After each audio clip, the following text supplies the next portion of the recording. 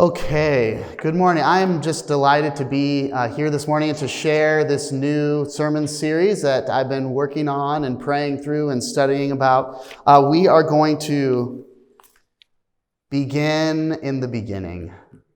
So the scripture reading this morning is Genesis chapter 1. I'll read the whole chapter through verse 31, but Genesis chapter 1, and then there's a couple catechism questions we're going to look at as well. But we'll begin here with Genesis chapter 1. In the beginning, God created the heavens and the earth.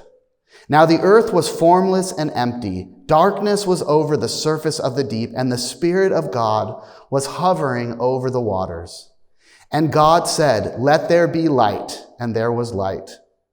God saw that the light was good, and he separated the light from the darkness. God called the light day, and the darkness he called night.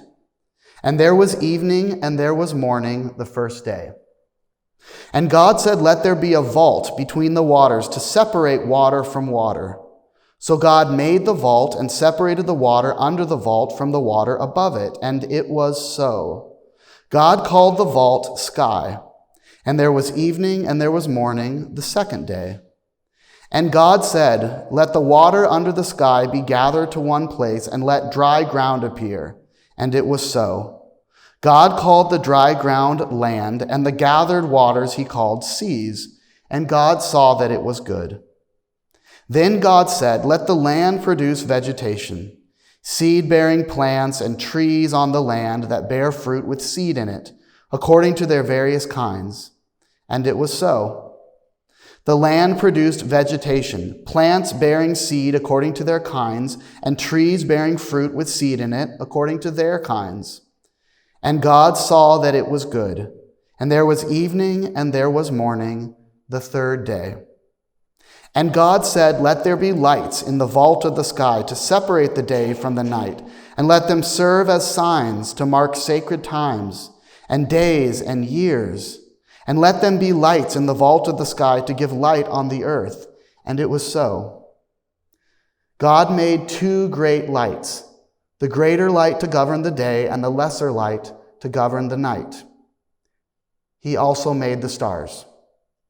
God set them in the vault of the sky to give light on the earth, to govern the day and the night, and to separate light from darkness. And God saw that it was good. And there was evening, and there was morning, the fourth day. And God said, "Let the water teem with living creatures, and let birds fly above the earth across the vault of the sky." So God created the great creatures of the sea and every living thing with which the water teems and that moves about in it, according to their kinds, and every winged bird according to its kind. And God saw that it was good. God blessed them and said, "Be fruitful and increase in number, and fill the water in the seas, and let the birds increase on the earth." And there was evening, and there was morning, the fifth day. And God said, "Let the land produce living creatures according to their kinds, the livestock, the creatures that move along the ground, and the wild animals, each according to its kind." And it was so. God made the wild animals according to their kinds, the livestock according to their kinds, and all the creatures that move along the ground according to their kinds. And God saw that it was good. Then God said, "Let us make mankind in our image, in our likeness, so that they may rule over the fish in the sea and the birds in the sky, over the livestock and all the wild animals, and over the creatures that move along the ground." So God created mankind in his own image. In the image of God, he created them. Male and female, he created them. God blessed them and said to them, "Be fruitful and increase in number. Fill the earth and subdue it. Rule over the fish in the sea and the birds in the sky and over every living creature that moves on the ground." Then God said, "I give you every seed-bearing plant on the face of the whole earth, and every tree that has fruit with seed in it. They will be yours for food. And to all the beasts of the earth, and all the birds in the sky, and all the creatures that move along the ground, everything that has the breath of life in it, I give every green plant for food." And it was so. God saw all that he had made, and it was very good. And there was evening, and there was morning, the sixth day. This is the word of the Lord. Thanks be to God. Thanks be to God. Have you ever noticed that life can only be understood through stories? Like how stories work and fitting a story together. It all depends on the context of the story for the meaning of your life, your incident, or whatever is going on. There's a famous story from a book I read last year. Imagine that you are at a bus stop and someone comes up to you and says, the Latin name of the common wild duck is Histrionicus, Histrionicus, Histrionicus. Okay, why are you telling me that, man? Well, maybe the guy thinks that you're the person he saw at the library yesterday who was asking, what's the Latin name of the common wild duck? Or maybe this man has just come from his therapist who's encouraging him to be less shy and talk to strangers and just say the first thing that comes out of his mouth. Or maybe the guy is a Russian spy who's agreed to meet up with his contact at a bus stop, and that is the code word. You can only answer the question, how does this incident make sense, if it's rooted in a larger story. Events can only be understood in the context of a story, and every single one of us can only answer the question, how should I live? What should my life be about? How should I spend my days? We can only answer those questions if we know the story. You've got to answer the question, what story am I living? Or rather, I would say, whose story am I living? So we are starting this new sermon series called The True Story of the Whole World. And it's based on a book that a Christian Reformed pastor wrote that's helping me, write these sermons and put these things together. But in the next 5 weeks, we are going to give an overview of the whole Bible. So we're going to go from Genesis to Revelation in only 5 weeks, but we're going to see creation, the fall into sin. We're going to see the people of Israel. We're going to see how Christ came, and we're going to see the ultimate redemption that he brought. Our friends over at the Bible Project say that the Bible is one unified story that leads to Jesus. One unified story that leads to Jesus. So it's my hope that in the next 5 weeks, you can all see and we can learn together that every sermon that is preached at this church is pointing to Jesus and is part of this story that is inviting us to follow Jesus, to live for him, to be his people in the world today. This morning, we are going to look at Genesis 1 and see 3 things. We are going to see that, I couldn't figure out a better way of saying it. We are going to see that God is God. That God is God. We'll unpack that a little bit. Secondly, we're going to see that God is a creator. And we're going to look at the wonderful things that he's made. And third, we are going to be reminded that the best thing that God created, the most wonderful thing, the most amazing thing that God made is you. You. Human beings. And if we really got that into our head and into our hearts and into our wills, our lives would change, knowing how loved we are, knowing that we are the image of God in the world today. God is God, God is a creator, and the best thing God made was human beings. What are the first 4 words of the Bible? In the beginning, God. In the beginning, God. Commit that to memory. Never forget that. In the beginning, there was God. Even before the beginning, there was God. I can't understand that intellectually, that, what's before a beginning, but God was there. God was there in the beginning. And the entire Bible is built on that idea that there is God and that his name is Elohim, or as we'll see in the second book of the Bible, his name is Yahweh. Yahweh, the God who was, the God who is, the God who will be, Yahweh. And he is the Father of our Lord and Savior, Jesus Christ. And his Spirit was hovering over the water in the beginning. So we see, even in the first verse of the Bible, that there's one God, three in one, Father, Son, and Holy Spirit. In the beginning, God. Because every generation has to answer for itself two questions. Is there a God, and who is he? Is there a God, and who is he? And the first verse of the Bible tells us that. Let's think about the context a little bit.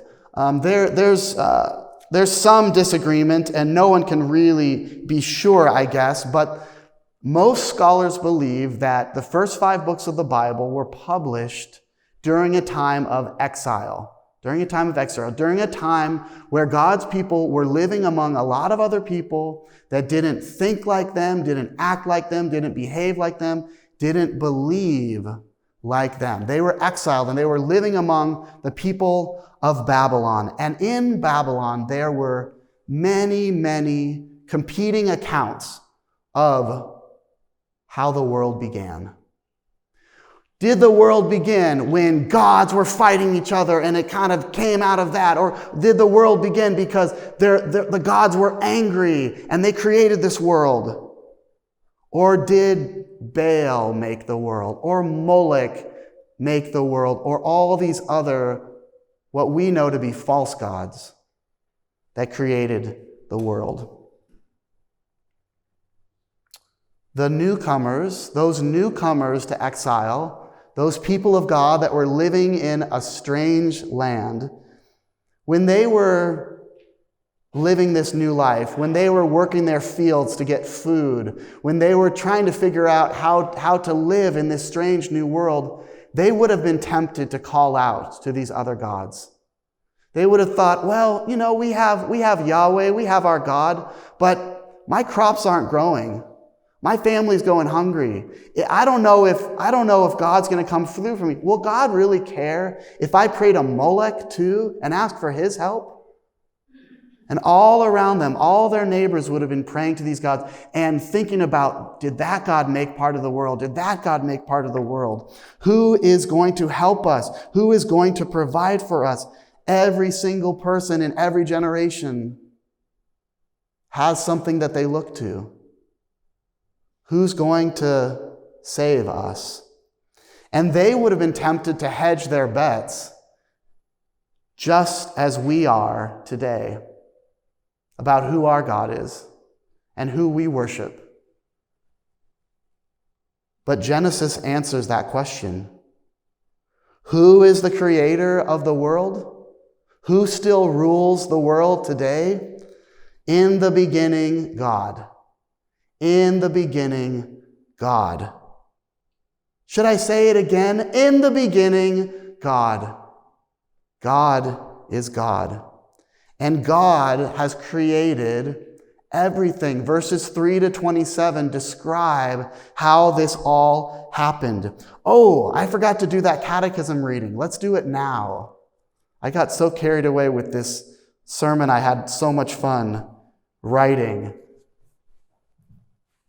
But let's answer this catechism from the New City Catechism. It's a newer catechism that's been produced the last 10, 15 years. What is God? God is the creator and sustainer of everyone and everything. He is eternal, infinite, and unchangeable in his power and perfection, goodness and glory, wisdom, justice, and truth. Nothing happens except through him and by his will. How and why did God create us?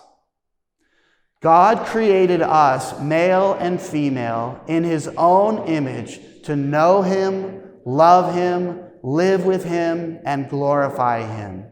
And it is right that we who were created by God should live to his glory. What else did God create? God created all things by his powerful word, and all his creation was very good. Everything flourished under his loving rule. Thank you. Thank you for that, for those wonderful reminders that Catechism teaches us and God's word teaches us from Genesis 1, that God created everything, that's how he proved himself to be the only true God, by creating everything. And we could sit and ponder this all morning. We could think of everything that's delighted us in our whole life, all the things that we've seen with our own eyes, the beauty of the world that God has given us, every incredible, breathtaking, wonderful photograph that we've seen, every incredible movie, or the galaxies and the cosmos, the almost infinite size of the cosmos, what the songwriter Elvis Costello called all this useless beauty. All this useless beauty. God made things that are beautiful just for beauty's sake, to delight our eyes and our senses. I love that verse 16. I tried to bring that out in my reading, but the end of verse 16, it says that God also made the stars. And scientists are only beginning now to understand the size of the cosmos, the size of the galaxies and the universes that God made. This book of Genesis, it doesn't give us all the details of how God did that, but it focuses on who. Who did it? Who created the galaxies? Who created the earth? Who created the mountains and the fields and the streams and the oceans? God. God created it. And this ordering happens in a series. Each day, I'm sure you notice, each day begins, and God said, and every day answers the problems of verse 2. Verse 2, because the universe was without form, the universe was void, the universe was what the Hebrew says, tohu vavohu. Oh, I love that. It rhymes. Tohu vavohu. Can you say that with me? Tohu vavohu. It's just fun to say, the Hebrew rhyming. What it means is that there was wild and waste. And God takes all of that wild and that waste, and he makes it breathtakingly beautiful. He orders it. He brings it to life. The first 3 days, he makes these ordered realms. So God takes light from darkness. God takes water from water. God gives fruit in the land. And then the second group of 3 days, he orders these with light and with creatures, the sun, the moon, the stars, the fish, the birds, the beasts of the earth, and then human beings. And God says that all of this is tov, all of it is good, and yet when he makes human beings and he makes people in his image, he says that they are very good. Very good. Very good, which brings me to my third point. You are the best thing God created. God created, verse 26, let us make mankind in our image, in our likeness, so that they may rule over the fish in the sea and the birds in the sky, over the livestock and all the wild animals, and over the creatures that move along the ground, the creeping things. God created mankind in his own image. In the image of God, he created them. Male and female, he created them. God made so many beautiful things. But what else is made in God's image? Nothing. What else is made in God's likeness? What else has the stamp of God upon it? Nothing. Nothing, just human beings, just us. Human beings capable of so much goodness and beauty and grace and truth and mercy and intellect and creativity and so much pain and brokenness. And we'll look at that next week. But Psalm 8 says, God, you have made human beings a little lower than the angels and crowned them with glory and honor. We are crowned with glory and honor. And God tells the human beings to, the NIV says rule, to rule over the world, and the ESV says to have dominion over the fish, the birds, the livestock, the earth, the creeping things. And people have misunderstood this a lot to mean that we can destroy the earth. But the word and the idea really means that we are to rule it. We are to steward the well-being of all living creatures. When we human beings, with the intellect that God has given us, with the gifts that God has given us, are to make sure that the streams have salmon in them. And that the amazing elephants and giraffes that I saw in Africa don't go extinct. And we are to provide what one scholar calls caring stewardship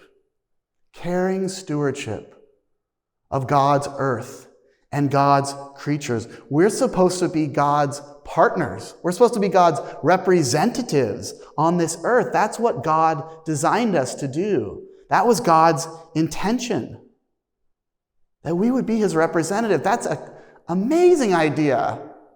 That's like, let me try to give you an example of what this could be like in a small way. This would be like if Bruce Springsteen called me up tomorrow and he's like, hey man, I saw you playing piano at Park Lane yesterday on the YouTube page. That was some pretty tasty piano licks you got there, I dig your stuff, bro.